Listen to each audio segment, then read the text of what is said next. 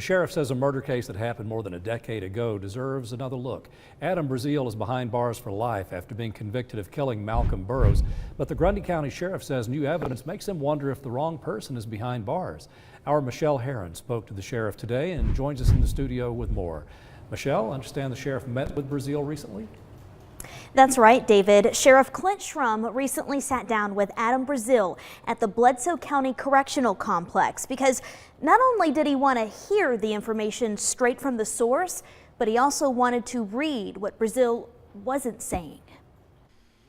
Sheriff Clint Schrum wanted to hear the words straight from Adam Braseel's mouth, that he did not kill Malcolm Burrows. And I just asked him point blank, are you the man? And he adamantly said he was not the man. My second question to him was this: well, if you didn't do it, who did?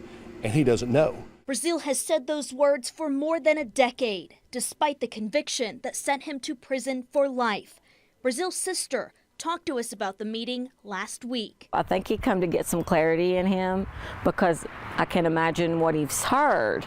But now once he's reading all the facts and he knows these things are not adding up. Schrum, who was not with the department at the time, says the case wasn't investigated properly and new evidence could mean the wrong person is behind bars. Why do we not want Mike Brown to testify in this case?